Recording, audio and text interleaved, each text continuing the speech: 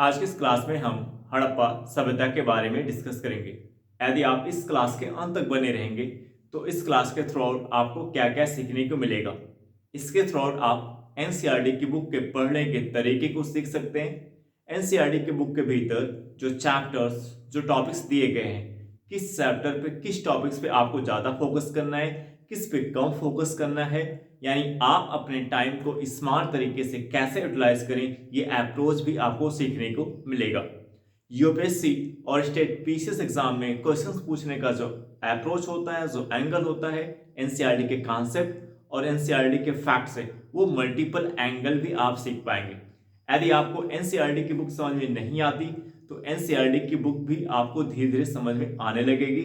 यदि आपको short notes बनाना नहीं आता तो शार्ट नोट्स बनाना भी आप सीख जाएंगे यदि आप इस क्लास को डेली फॉलो करते हैं और वीडियो के अंत तक बने रहते हैं।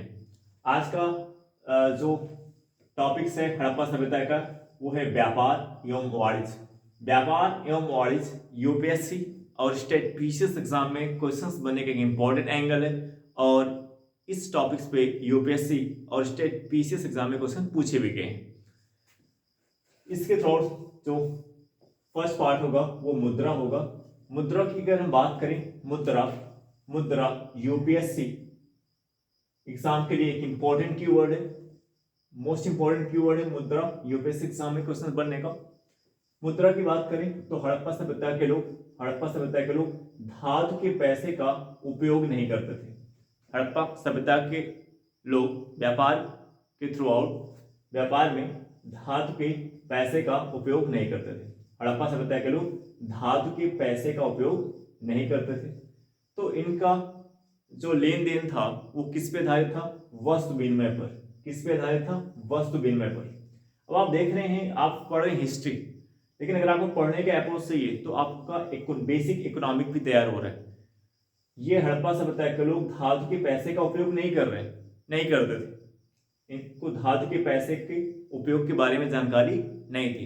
ये धातु के पैसे का उपयोग नहीं करते थे हड़प्पा सभ्यता के लोग। तो इनका जो व्यापार होता था, जो इनका आर्थिक लेन देन होता था, वो कैसे होता था? वो वस्तु विनिमय पर आधारित था। वस्तु विनिमय का मतलब क्या होता है? एक्सचेंज करना, बदलना।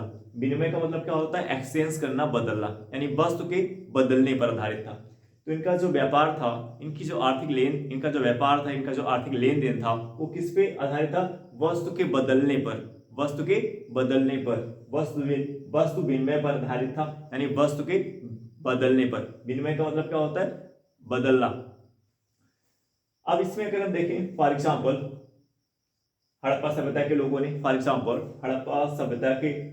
ने सोना, चांदी और टिन को कहां से आयात किया? अफगानिस्तान से। हड़प्पा सभ्यता के लोगों ने सोना, चांदी और टिन को कहां से आयात किया? अफगानिस्तान से। यानी अब यहां पे देखिए, इंपोर्ट, आयात, बेसिक कीवर्ड होता है इंपोर्ट करना, आयात करना। तो यहां से आप देखिए, अभी बेसिक इकोनॉमिक्स आपकी तैयार हो रही है कि हड़प्पा सभ्यता के लोग जो है अफगानिस्तान से सोना, चांदी और टिन का आयात करते थे। हड़प्पा सभ्यता के लोग अफगानिस्तान से किसका आयात करते थे? क्या मंगाते थे? सोना, चांदी और टिन का आयात करते थे। और इसके बदले में हड़प्पा सभ्यता के लोग सोना, चांदी और टिन जो अफगानिस्तान से मंगाते थे, यानी अफगानिस्तान से जो आयात करते थे, इसके बदले हड़प्पा सभ्यता के लोग अफगानिस्तान के लोगों को क्या देते थे? इसके बदले हड़प्पा सभ्यता के लोग अफगानिस्तान के लोगों को क्या देते थे? अनाज देते थे और उन वस्तुओं को देते थे जिन वस्तुओं का प्रोडक्शन हड़प्पा सभ्यता में होता था और जो अफगानिस्तान के लोगों को जो जरूरत थी। क्योंकि इस वस्तु विनिमय में एक पॉइंट ये भी होता है कि जब आप किसी से वस्तु बदल रहे हैं तो सामने वाला आपसे वस्तु तभी बदलेगा जब उसे आपकी वस्तु की जरूरत होगी। तो इसमें एक प्रॉब्लम आती है, आप सामने वाले से जो वस्तु चेंज करने बदलने जा रहे हैं वो वस्तु तभी एक्सचेंज करेगा जब वो वस्तु उसकी जरूरत होगी। अगर जरूरत नहीं होगी तो वो वस्तु आपसे नहीं लेगा। तो यहाँ पे हड़प्पा सभ्यता के लोग अफगानिस्तान से जो सोना, चांदी, टिन का आयात करते थे, जो मंगाते थे, इसके बदले में संभवतः हड़प्पा सभ्यता के लोग इन अफगानिस्तान के लोगों को क्या भुगतान करते होंगे, क्या देते थे? अनाज देते थे, इसके बदले में क्या देते होंगे, अनाज देते होंगे, और उन वस्तुओं को बदलते होंगे जो हड़प्पा सभ्यता में जिनका उत्पादन होता था और जो अफगानिस्तान के लोगों की क्या थी, जरूरत थी। इसी के साथ बैलगाड़ी और नाव को भी हड़प इसी प्रकार बैलगाड़ी और नाव को भी हड़प्पा सभ्यता के लोगों ने अपने पड़ोसी देशों से मंगाया। इसी प्रकार हड़प्पा सभ्यता के लोगों ने बैलगाड़ी और नाव को बैलगाड़ी और नाव को अपने पड़ोसी देशों से मंगाया, क्योंकि जो ये बैलगाड़ी, ये जो नाव है, ये परिवहन का, ट्रांसपोर्ट का एक इंपॉर्टेंट पार्ट होता है। क्योंकि अगर आप व्यापार को बड़े पैमाने पर ले जाना है, व्यापार को आपको बड़े स्तर पर ले जाना है, तो आपकी जो परिवहन सुविधा है, जो ट्रांसपोर्ट है, वो आपकी अच्छी होनी चाहिए। जैसे वर्तमान समय में आप देख सकते हैं कि गवर्नमेंट जो है वो इंफ्रास्ट्रक्चर पर काफ़ी इन्वेस्ट कर रहा है, कनेक्टिविटी को काफ़ी बढ़ाया जा रहा है सड़कों के निर्माण के माध्यम से। तो ट्रांसपोर्ट, परिवहन एक इंपॉर्टेंट पार्ट होता है किसी व्यापार को आगे ले जाने के लिए। तो इस प्रकार हड़प्पा सभ्यता के लोग अपने पड़ोसी देशों से बैलगाड़ी का आयात करते थे और किसका, नाव का आयात करते थे, जो ट्रांसपोर्ट या परिवहन में एक इंपॉर्टेंट रोल प्ले करता था। अब हम बात करेंगे व्यापारिक संबंध की। व्यापारिक संबंध, तो यहाँ पे आपने देखा, आप यूपीएससी के एंगल से अगर हम देखें तो आप हिस्ट्री पढ़ रहे हैं, बट हिस्ट्री के अंदर आपको बेसिक इकोनॉमिक आपको सीखने को मिल रहा है, क्योंकि जब इससे आपका इंटरनेशनल रिलेशन जो एक टॉपिक्स होता है यूपीएससी एग्जाम के सिलेबस में, स्टेट पीसीएस एग्जाम में सिलेबस में, वो आपका तैयार होता है। इंटरनेशनल रिलेशन से बच्चों को काफी डर लगता है, जबकि अगर देखें तो एक बेसिक अप्रोच होता है, बहुत ज्यादा इंफॉर्मेशन गैदर करने की जरूरत नहीं होती, बेसिक अप्रोच जो जरूरत होती है वो हमें पता होना चाहिए। जैसे यहाँ पे आप देख रहे हो कि इंटरनेशनल रिलेशन में आप देख रहे हो कि जो हड़प्पा और अफगानिस्तान के बीच के रिलेशन आपको क्या दिख रहा है कि हड़प्पा सभ्यता के लोग अफगानिस्तान से इन वस्तुओं को, सोना, चांदी और टीन को अपने यहाँ मंगाते थे, और अपने पड़ोसी देशों से क्या मंगाते थे, बैलगाड़ी और नाव को मंगाते थे, आयात करते थे, और उसके बदले में हड़प्पा सभ्यता के लोग संभवतः अनाज देते थे, और या उन वस्तुओं को देते होंगे जो हड़प्पा सभ्यता में जिनका प्रोडक्शन होता था, उत्पादन होता था, और जो इन अफगानिस्तान लोगों की जरूरत रही होगी।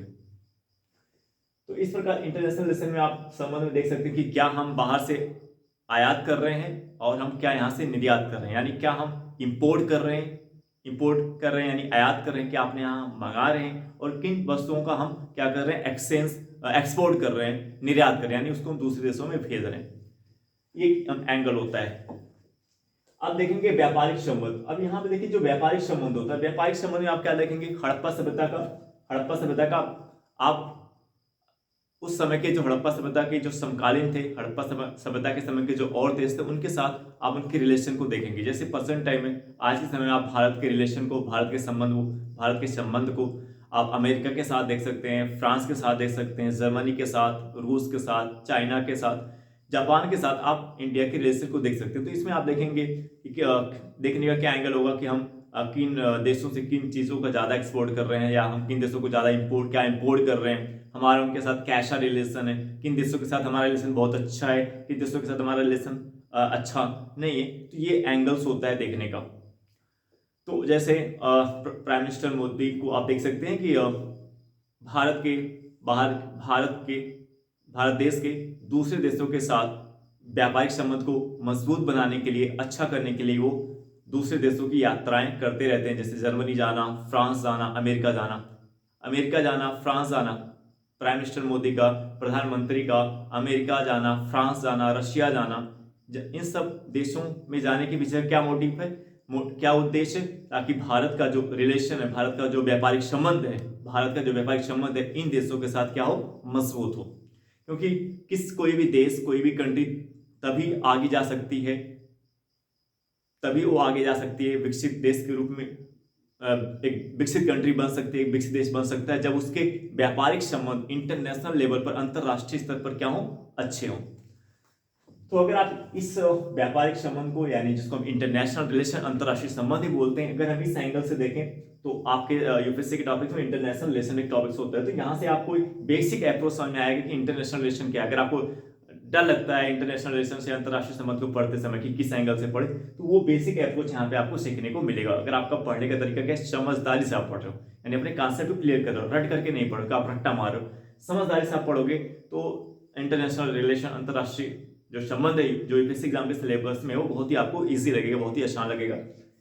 यहाँ पे अगर हम देखें व्यापारिक संबंध में, तो हड़प्पा सभ्यता का यानी सिंधु के लोगों का, हड़प्पा सभ्यता के लोगों का जो इंटरनेशनल लेवल पर, अंतरराष्ट्रीय स्तर पर यानी पड़ोसी देशों के साथ जो संबंध था, उन पड़ोसी देशों में कौन कौन आते हैं। तो एक तो आपने देख लिया अफगानिस्तान, आपने देखा हड़प्पा सभ्यता के संबंध को आपने अफगानिस्तान के साथ देखा कि हड़प्पा के लोग अफगानिस्तान से क्या मंगा रहे हैं, सोना, चांदी और टीन का आयात कर रहे हैं। इसी प्रकार मेसोपोटामिया का संबंध आप हड़प्पा सभ्यता से देख सकते हैं। हड़प्पा सभ्यता का संबंध आप किसके साथ देख सकते हैं, मेसोपोटामिया के साथ देख सकते हैं। अगर मेसोपोटामिया की बात करें तो मेसोपोटामिया में आज का जो मेसोपोटामिया में आज के कौन से देश आते हैं, इराक आता है और कौन आता है, सीरिया। मेसोपोटामिया का जो अधिकांश मेसोपोटामिया का जो अधिकांश क्षेत्र है, अधिकांश भाग है, वो परसेंटेज वर्तमान समय में वो किन देशों के अंतर्गत आता है, वो इराक में आता है और क्या आता है, सीरिया। यानी मेसोपोटामिया के अधिकांश भाग को आज कौन कवर किया हुआ है, उसमें इराक आता है और क्या आता है, सीरिया आता है। ये जो मेसोपोटामिया है ये किन दो नदियों के बीच स्थित है, ये टाइग्रिस और यूफ्रेट्स नदियों के बीच स्थित है। जो मेसोपोटामिया आपका है, ये टाइग्रिस और यूफ्रेट्स नदियों के बीच में स्थित है। आज की कौन सी कंट्रीज में आती है, इसके मोस्टली पार्ट को कौन सी कंट्री आज कवर की है, इराक और क्या आता है, सीरिया आता है। कैसे पता चलता है कि हमें कैसे पता चलता है कि हड़प्पा सभ्यता के लोगों का व्यापारिक संबंध मेसोपोटामिया के साथ था। हमें कैसे पता चलता है कि हड़प्पा सभ्यता के लोगों का संबंध मेसोपोटामिया के साथ था। तो इसके पीछे का लॉजिक जो है, इसके पीछे का जो तर्क है वो है ये, कई हड़प्पा मुहर की खोज कहां से की गई है, मेसोपोटामिया से की गई। तो ये जो बेसिक कॉन्सेप्ट है ये यूपीएससी प्रीलिम्स एग्जाम के लिए मोस्ट इंपॉर्टेंट है। अब जैसे यहाँ पे अगर आपने ये पढ़ लिया, आप केवल पढ़ के चले जा रहे हो मेसोपोटामिया के साथ, जैसे आपने सरफेस टू सरफेस आप पढ़ के एनसीईआरटी जा रहे हो, आपने पढ़ लिया कि हड़प्पा सभ्यता का मेसोपोटामिया के साथ संबंध था, लेकिन उसके अंदर आप उसकी गहराई में नहीं उतर, आप एनसीईआरटी की गहराई में नहीं उतर रहे हो। जैसे यहाँ पे एक पॉइंट है, आप ये भी जानने का प्रयास आप कर रहे हो कि मेसोपोटामिया का जो हड़प्पा सभ्यता के साथ व्यापारिक संबंध है ये कैसे हमें पता चलता है। तो हमें कैसे पता चलता है, हमें पता चलने के पीछे का क्या लॉजिक है, तो हम यहाँ पे आपको बता रहे कई हड़प्पा मुहर की खोज मेसोपोटामिया से की गई है। यानी कई हड़प्पा मुहर कहाँ पे प्राप्त किया गया है, मेसोपोटामिया प्राप्त किया गया है। तो जो कई हड़प्पा मुहर की खोज मेसोपोटामिया से की गई है, इससे हमें पता चलता है कि हड़प्पा सभ्यता का मेसोपोटामिया के संबंध, हड़प्पा सभ्यता का किसके साथ संबंध था, मेसोपोटामिया के लोगों के साथ संबंध था। तो अब केवल यही नहीं पढ़ के जाना है कि हड़प्पा सभ्यता का मेसोपोटामिया के लोगों के साथ संबंध था, ये भी आपको पता होना चाहिए कैसे पता चलता है, क्योंकि ये स्टेटमेंट के रूप में डाल सकता है। जैसे कथन और कारण के रूप में क्वेश्चन आता है, तो उस फॉर्मेट में इसको डाल सकता है। तो इसलिए जो परसेंट टाइम में जो यूपीएससी प्रीलिम्स एग्जाम का ट्रेंड चल रहा है स्टेट पीसीएस का, वो जैसे यूपीएससी की अगर आप 2018 से 2024 के प्रीलिम्स एग्जाम के क्वेश्चन पेपर का एनालिसिस करेंगे तो ये क्लियर कर रहा है कि एनसीईआरटी को आप सरफेस टू सरफेस ना पढ़े, एनसीईआरटी की गहराई में उतर करके पढ़े। तो एनसीईआरटी की गहराई में आप कैसे उतरेंगे, तो जो फैक्ट आप पढ़ रहे हो उसके फैक्ट में गहराई में उतरें। यानी अगर आप कह रहे हो कि मेसोपोटामिया का हड़प्पा सभ्यता के लोगों के साथ संबंध था, तो ये भी आपको पता करना चाहिए क्यों था, कैसे पता चलता है, हमें कैसे पता चलता है कि मेसोपोटामिया का हड़प्पा सभ्यता के लोगों के साथ संबंध था। तो ये यूपीएससी एग्जाम के पढ़ने का यही एंगल होता है। अगर आपने ये एक फैक्ट पढ़ा कि मेसोपोटामिया का हड़प्पा सभ्यता के लोगों के साथ संबंध था, तो आपके दिमाग में क्वेश्चन उठना चाहिए कि कैसे हमें पता चलता है कि मेसोपोटामिया का हड़प्पा सभ्यता के लोगों के साथ संबंध था। तो यहाँ पे आप क्या देख रहे हैं कि कई हड़प्पा मुहर की खोज का कहां से किया गया, मेसोपोटामिया से प्राप्त होना। इसी प्रकार अब अगर आपने एक कॉन्सेप्ट सीख लिया तो इसका मतलब ये हुआ कि अगर हड़प्पा सभ्यता का संबंध हमें कहां से, अफगानिस्तान से, तो अफगानिस्तान के भी कई मोहरों की प्राप्ति कहां से की गई होगी, अफगानिस्तान से की गई होगी। क्योंकि जो मोहर है ये हड़प्पा सभ्यता के व्यापार में, जो हड़प्पा सभ्यता के मोहर की प्राप्ति की गई है, ये हड़प्पा सभ्यता के व्यापार में एक महत्वपूर्ण भूमिका निभाते थे। तो इसी प्रकार मोहर की खोज, अगर हम ये जान रहे हैं कि अफगानिस्तान से हड़प्पा सभ्यता का व्यापारिक संबंध था, तो कहीं ना कहीं हड़प्पा की जो मोहर है वो अफगानिस्तान में भी प्राप्त की गई होंगी। इसी प्रकार और जो जैसे खेतड़ी, एक पॉइंट यहाँ पे आप देखेंगे, हड़प्पा के लोग खेतड़ी जो राजस्थान में स्थित है, यहाँ से क्या आयात करते थे, क्या मंगाते थे, तांबा मंगाते थे। हड़प्पा सभ्यता के लोग, हड़प्पा के लोग खेतड़ी जो राजस्थान में स्थित है, यहाँ से क्या मंगाते थे, तांबा मंगाते थे। हड़प्पा के लोग खेतड़ी जो राजस्थान में स्थित है, हड़प्पा के लोग खेतड़ी से क्या मंगाते थे, खेतड़ी कहाँ पे स्थित है, राजस्थान में स्थित है। हड़प्पा के लोग खेतड़ी से क्या मंगाते थे, तांबा मंगाते थे, क्योंकि हड़प्पा सभ्यता के लोग कांस्य के औजारों के उपयोग से परिचित थे। हड़प्पा सभ्यता के लोग कांस्य के औजारों के निर्माण और उसके उपयोग से परिचित थे। कांस्य के औजार का निर्माण क्या होता है, जो तांबे और टिन के मिश्रण से बनाया जाता है। कांस्य के जो औजार होते हैं किससे बने होते हैं, तांबे और टिन के मिश्रण से बने होते हैं। तो इसलिए हड़प्पा के लोगों को जैसे एक पॉइंट हड़प्पा सभ्यता के बारे में कहा जाता है कि कांस्य युगीन सभ्यता है। हड़प्पा सभ्यता क्या थी, हड़प्पा सभ्यता भारत की पहली कांस्य युगीन सभ्यता थी। कांस्य युगीन सभ्यता यानी हड़प्पा सभ्यता के लोग कांसे के निर्माण और उसके उपयोग से परिचित थे। कांसे की वस्तुओं को कैसे बनाया जाता है, तांबे और टिन के मिश्रण से बनाया जाता है। तो हड़प्पा के लोग खेतड़ी से तांबा आयात करते थे और अफगानिस्तान से क्या आयात करते थे, टिन आयात करते थे। तो टिन और तांबे के मिश्रण से ही क्या बनाया जाता है, कांस्य की वस्तुएं बनाई जाती है। तो ये आप देख सकते हैं कि इंडिया को क्या डिमांड है, इंडिया को जो डिमांड है उस डिमांड को किन देशों से पूरा किया जा रहा है। अब हम बात करेंगे, एक पॉइंट इसमें है सौंदर्य। हड़प्पा के लोगों ने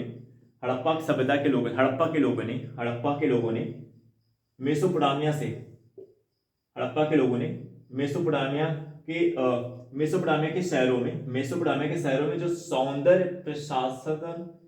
प्रसाधनों का प्रयोग होता था, मेसोपोटामिया के शहरों में जो सौंदर्य प्रसाधनों का प्रयोग होता था। सौंदर्य प्रसाधन क्या होता है, सौंदर्य प्रसाधन जो होता है, सौंदर्य प्रसाधन का मतलब होता है मानव शरीर के सौंदर्य को बढ़ाने या सुगंधित करने के काम आते हैं। जो सौंदर्य प्रसाधन होता है, ये क्या होता है, ये मानव शरीर को सुंदर बनाने, मानव शरीर के सौंदर्य को बढ़ाने या सुगंधित करने के काम आते हैं। जो सौंदर्य प्रसाधन होता है ये मानव शरीर के सौंदर्य को बढ़ाने या सुगंधित करने के काम आते हैं। मानव शरीर के सौंदर्य को बढ़ाने या सुगंधित करने के काम आते हैं। जैसे आप बारात जाते हैं, जैसे आप किसी की शादी में जा रहे हैं, किसी के पार्टी में जा रहे हैं, तो आप सेंट का प्रयोग करते हैं और अपने आप को बहुत से लोग जैसे लड़कियां हैं और महिलाएं हैं, वो क्या करती हैं, मेकअप करके जाते हैं, और जो मेल्स हैं वो तैयार होकर के कपड़े पे सेंट मार करके जाते हैं, ताकि एक महक, एक सुगंध लोगों को फील हो, अच्छा एक अच्छा वातावरण वहाँ पे जनरेट हो जहाँ पे वो जा रहे हैं। तो आप भी पार्टी शादी में जाने के लिए इस प्रकार के सौंदर्य प्रसाधनों का उपयोग करते हैं, जैसे सेंट हो गया, बहुत से क्रीम हो गए, बहुत से ऑयल आते हैं, उन सब का प्रयोग आप करते हैं। तो मेसोपोटामिया के शहरों में जो सौंदर्य प्रसाधनों का प्रयोग किया जाता था, हड़प्पा के लोगों ने इस सौंदर्य प्रसाधन की नकल कहां से की, मेसोपोटामिया से की। मेसोपोटामिया के शहरों में जो सौंदर्य प्रसाधनों का प्रयोग किया जाता था, हड़प्पा के लोगों ने इस सौंदर्य प्रसाधनों की नकल कहां से की है, मेसोपोटामिया से की है। हड़प्पा के लोगों ने इस सौंदर्य प्रसाधनों की नकल कहां से की है, मेसोपोटामिया से की है। रामशरण शर्मा की बुक प्राचीन भारत की जो है ओल्ड एनसीईआरटी, यानी रामशरण शर्मा की जो बुक प्राचीन भारत की ओल्ड एनसीईआरटी, उस बुक के अनुसार, यानी रामशरण शर्मा के अनुसार, इस मेसोपोटामिया के शहरों के लोग जो सौंदर्य प्रसाधनों का प्रयोग करते थे, हड़प्पा के लोगों ने इस सौंदर्य प्रसाधनों की नकल कहां से की है, मेसोपोटामिया से की है। किसके अकॉर्डिंग, रामशरण शर्मा की बुक के अकॉर्डिंग ये कॉन्सेप्ट आपका कह रहा है। तो ये ध्यान होना चाहिए, क्योंकि इस फैक्ट को किसी भी एंगल से आपके सम्मुख रखा जा सकता है, घुमा करके, थोड़ा सा टर्न करके, ताकि आपको कंफ्यूज किया जा सके एग्जाम में। कॉन्सेप्ट की क्लियरिटी एग्जाम में क्यों जरूरी होती है, जो अभी हमने बार मैं कह रहा हूं, जो प्रीवियस क्वेश्चन पेपर के एनालिसिस है उसकी गहराई से एनालिसिस करें, तो क्या निकल करके आता है कि वो यही पॉइंट बता रहा है कि जो जो भी कॉन्सेप्ट, जो भी एनसीईआरटी की बुक पढ़े वो बहुत ही सही तरीके से पढ़े, उसको क्लियर करके पढ़े, उसको फील करके पढ़े, उसी समय उसको उसके क्या क्या क्या क्या एंगल बन सकते हैं, क्या क्या एंगल हो सकते हैं, उस एंगल को भी जाने, ताकि किसी भी एंगल से कितना भी टर्न करके क्वेश्चंस डाला जाए यूपीएससी एग्जाम में तो आप उसको सही कर पाए। अब यहाँ पे एक इंपॉर्टेंट फैक्ट और है मेसोपोटामिया को लेकर के। मकन और दिलमुन नामक दो व्यापारिक स्टेशन, मकन और दिलमुन नामक दो व्यापारिक स्टेशन मेसोपोटामिया और हड़प्पा के बीच स्थित थे। मकन और दिलमुन नामक दो व्यापारिक स्टेशन मेसोपोटामिया और हड़प्पा के बीच यानी सिंधु के क्षेत्र के बीच स्थित थे। ये जो मकन और दिलमुन नामक व्यापारिक स्टेशन होते थे, ये व्यापारियों के ठहराव के लिए होते थे, क्योंकि उस टाइम तो ट्रांसपोर्ट था, जो परिवहन सुविधा थी, वो इतनी बड़े पैमाने पर नहीं होगी जैसे आज है। आज आपके पास हवाई जहाज है, हवाई जहाज के थ्रू आप आराम से पहुंच जाते हैं, और समुद्री जो जहाज होते हैं उसके थ्रू आप आसानी से पहुंच जाते हैं। तो ये सब तो उस टाइम पे था नहीं। तो उस समय इन देशों के साथ भारत हड़प्पा के लोगों का जो व्यापार अफगानिस्तान मेसोपोटामिया के साथ हो रहा था, उसमें काफी टाइम लगता था, काफी समय लगता था। तो ऐसे में ये जो मकन और दिलमुन नामक जो व्यापारिक स्टेशन हड़प्पा और मेसोपोटामिया के बीच स्थित थे, ये व्यापारियों के ठहराव में, व्यापारियों के ठहरने के में एक इंपॉर्टेंट रोल प्ले करते थे। अगर हम दिलमुन की बात करें तो आज का जो दिलमुन है वो कौन है? आज के अगर दिलमुन की बात करें प्रेजेंट टाइम में, जो बहरीन देश है फारस की खाड़ी में जो बहरीन देश है, वो आज जो दिलमुन है, जो दिलमुन नामक जो व्यापारिक स्टेशन हड़प्पा और मेसोपोटामिया के बीच था, दिलमुन नामक जो व्यापारिक स्टेशन मेसोपोटामिया और हड़प्पा के बीच था, दिलमुन नामक जो व्यापारिक स्टेशन मेसोपोटामिया और हड़प्पा के बीच था, वो आज कौन है? आज जो बहरीन देश है, जो कहां पे है? फारस की खाड़ी में, जो फारस की खाड़ी में लोकेटेड है। आज का क्या है? दिलमुन आज का कौन सा देश है? बहरीन। कहां पे? फारस की खाड़ी पर। तो अब इसको आप इसके लिए आप मैप का प्रयोग करेंगे। आपके पास देखिए, आप हिस्ट्री पढ़ रहे हैं, क्योंकि हिस्ट्री से आपकी ज्योग्राफी भी तैयार होती है। अब आप देख रहे हैं, हिस्ट्री से आपकी इकोनॉमी भी तैयार हो रही है, हिस्ट्री से आपकी ज्योग्राफी भी तैयार हो रही है, इकोनॉमिक्स भी तैयार हो रहा है, बेसिक ज्योग्राफी भी तैयार हो रहा है। इसलिए आपके पास मैप होना चाहिए। अगर आप यूपीएससी और स्टेट पीसीएस एग्जाम की तैयारी कर रहे हैं तो आपके कमरे में 4 मैप होने चाहिए। विश्व के 2 मैप, एक राजनैतिक जो होता है और एक जो भौतिक होता है। इस प्रकार भारत के राजनैतिक और भौतिक, ये 4 मैप आपके कमरे में बड़े वाले मैप होने चाहिए। जब भी आप पढ़ें, मैप आपके सम्मुख ही, आपके सामने हो। जैसे आप इस क्लास को देख रहे हैं, तो जैसे आपने कहा कि दिलमुन, जैसे हमने आपको कहा कि दिलमुन जो है आज का क्या है? बहरीन है, जो कहां पे है? फारसी खाड़ी पर। तो जस्ट आप तुरंत इस पॉइंट को उस बहरीन में, उस मैप में देखें, इससे आपकी ज्योग्राफी भी तैयार होगी। अब आप हिस्ट्री के पढ़ते समय आप ज्योग्राफी भी आपकी तैयार हो रही है, आपकी इकोनॉमिक्स भी तैयार हो रही है। अगर आपका पढ़ने का तरीका सही है, अप्रोच सही है पढ़ने का, तो आप मैप के थ्रू इसको आप जस्ट, अगर आप देख रहे हैं वीडियो, तो इसी टाइम आपको काम करना है। बहरीन को, जो फारसी खाड़ी पर है, इसको आइडेंटिफाई करना, आपको देखना है। इसके साथ ही साथ अब बात करें अफगानिस्तान की। अफगानिस्तान जो है, अफगानिस्तान के साथ आपने व्यापारिक संबंध को आपने देखा ही। अफगानिस्तान में अगर देखिए, एक पॉइंट और है, उत्तरी अफगानिस्तान में एक व्यापारिक कॉलोनी की स्थापना। हड़प्पा के लोगों के द्वारा उत्तरी अफगानिस्तान में एक व्यापारिक कॉलोनी की स्थापना।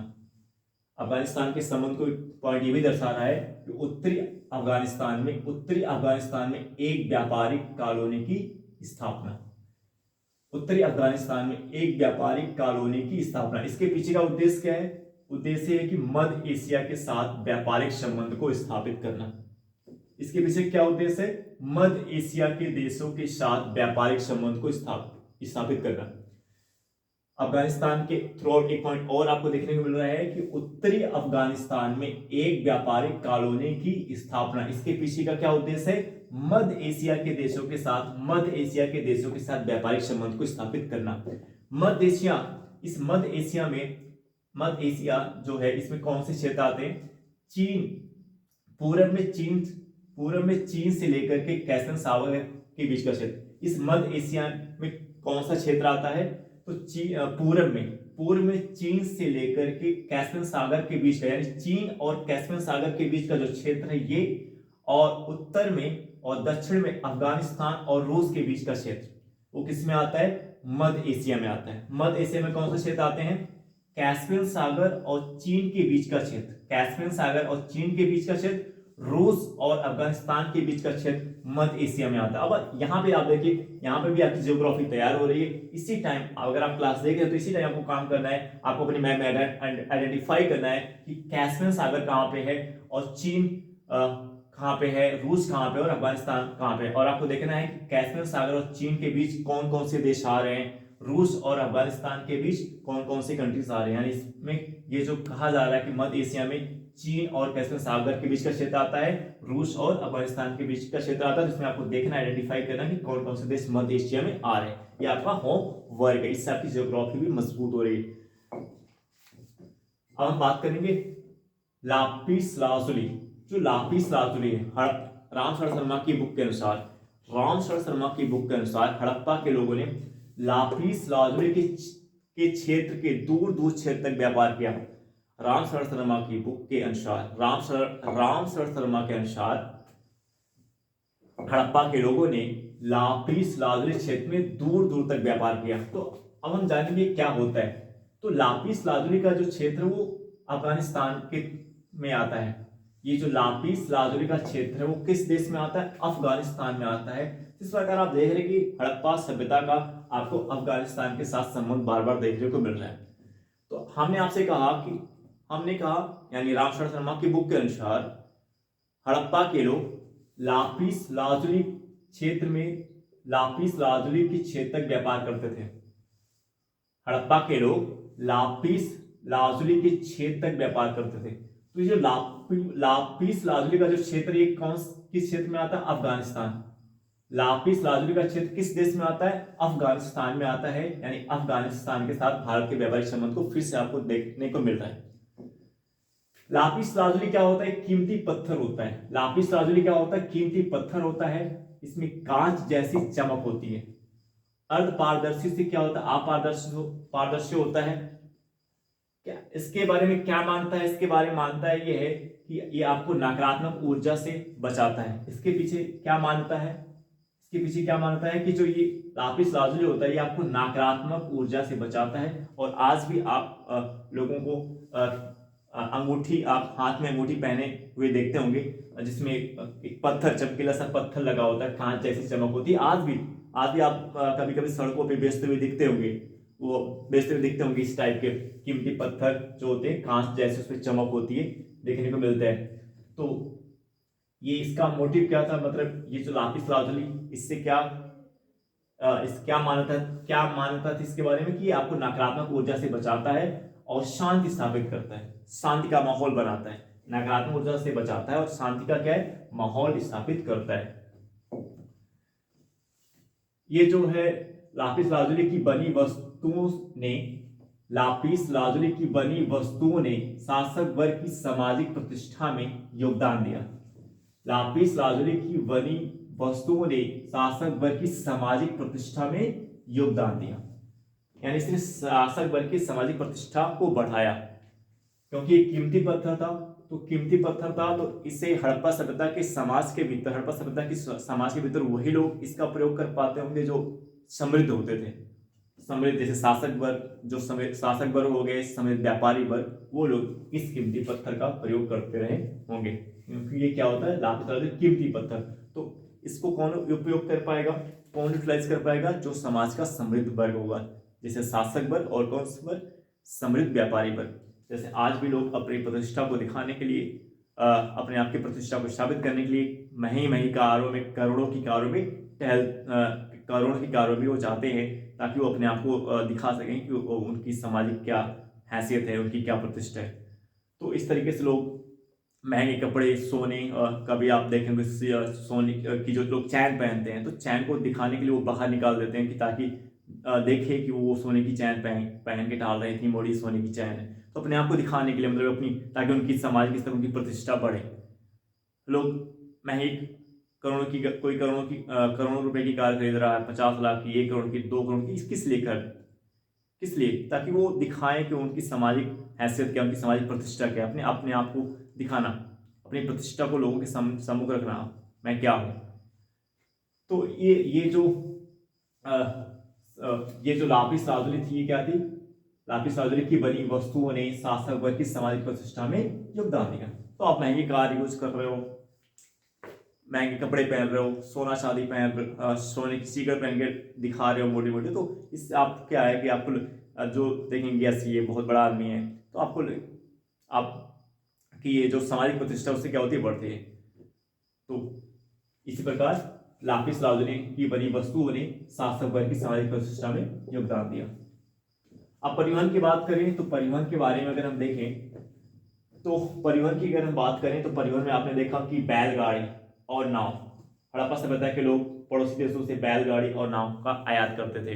हड़प्पा सभ्यता के लोग पड़ोसी देशों से बैलगाड़ी और नाव का आयात करते थे, बदले में अनाज उन्हें देते थे या उन वस्तुओं को देते थे जो हड़प्पा सभ्यता में जिनका उत्पादन होता था और जो उन पड़ोसी देशों को जो जरूरत होती थी। तो परिवहन के बारे में आपको बता दिया कि किसी भी कंट्री के लिए, अगर कोई भी कंट्री, कोई भी देश आगे जाना चाहता है तो उसका उसकी व्यापार काफ़ी सही तरीके ग्रोथ करनी चाहिए, यानी आर्थिक स्तर पर उसके व्यापार, बड़े पैमाने पर उसके व्यापार होने चाहिए।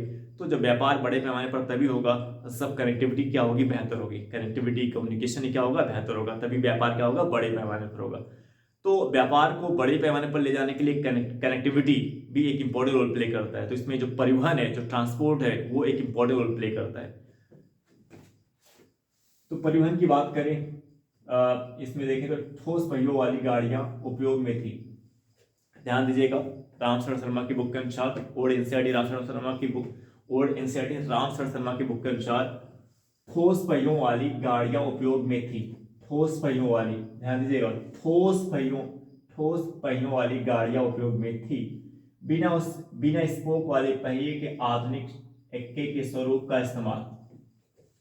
बिना स्पोक वाले पहिए के आधुनिक एक्के के स्वरूप का इस्तेमाल। बिना स्पोक वाले पहिए क्या होते हैं, इसमें केंद्र नहीं होता है। जो बिना स्पोक वाले पहिए होते हैं इसमें केंद्र, सेंटर नहीं होता। सो बिना स्पोक वाले पहिए होते हैं, इसमें केंद्र नहीं होता, ये रिम पर संचालित होता है। ये किस पे संचालित होता है, रिम पर संचालित होता है, इसमें केंद्र नहीं होता। तो यहाँ पे आपने देखा कि ठोस परिवहन थ्रोड आपको देखने को मिल रहा है कि इन लोगों ने ठोस पहियों वाली गाड़ियां, हड़प्पा सभ्यता में ठोस पहिए वाली गाड़ियां उपयोग में थी। बिना स्पोक वाले पहिए के आधुनिक एक्के के स्वरूप का इस्तेमाल। बिना स्पोक वाले पहिए क्या होते हैं, इसमें केंद्र नहीं होता है, ये किस पर संचालित होता है, रिम पर संचालित होता है। यहाँ पे एक इंपॉर्टेंट कीवर्ड जो भी हमने आपको नहीं बताया, मेलुहा। मेलुहा सिंधु क्षेत्र का ये मेलुहा कीवर्ड और एनसीईआरटी रामशरण शर्मा की बुक में दिया गया है। एक इंपॉर्टेंट कीवर्ड है, यूपीएससी एग्जाम में क्वेश्चन बनेगा क्योंकि प्रत्येक वर्ष यूपीएससी हो या पीसीएस एग्जाम हो, कीवर्ड्स पे क्वेश्चंस रहते हैं। कीवर्ड्स तो आपको देखने में अजीब से लगते हैं, बट उसके अंदर कुछ अच्छे पॉइंट्स छिपे रहते हैं। जैसे मेलुहा की बात करें तो मेलुहा शब्द अजीब सा लग रहा है। मेलुहा जो है सिंधु क्षेत्र का प्राचीन नाम है। सिंधु क्षेत्र का प्राचीन नाम क्या था, मेलुहा था। यानी हड़प्पा सभ्यता का एक और नाम क्या है, मेलुहा। सिंधु क्षेत्र का मेलुहा क्या है, सिंधु क्षेत्र का प्राचीन नाम है। तो यूपीएससी या स्टेट पीसीएस एग्जाम में कभी क्वेश्चन बन सकता है, क्योंकि ओल्ड एनसीईआरटी रामशरण शर्मा की बुक में ये कीवर्ड दिया गया है। क्वेश्चन क्या बनेगा, क्वेश्चन डाल देगा कि मेलुहा निम्नलिखित में से किसे इंगित करता है। मेलुहा निम्नलिखित में से किसे इंगित करता है। फर्स्ट ऑप्शन में डाल दिया सिंधु क्षेत्र का प्राचीन नाम, दूसरे ऑप्शन में डाल दिया मौर्य सम्राट, तीसरे ऑप्शन में डाल दिया गुप्त काल, फोर्थ ऑप्शन में डाल दिया वैदिक काल। तो सही आंसर क्या होगा, जो मेलुहा है ये सिंधु क्षेत्र का क्या था, प्राचीन नाम था। तो इस ऐसे एंगल, एक एंगल ये भी होता है क्वेश्चन बनने का, जो इंपॉर्टेंट कीवर्ड्स होते हैं। आई होप दैट ये क्लास आपको समझ आया होगा। अब आपसे नेक्स्ट वीडियो मिलेंगे। Okay bye.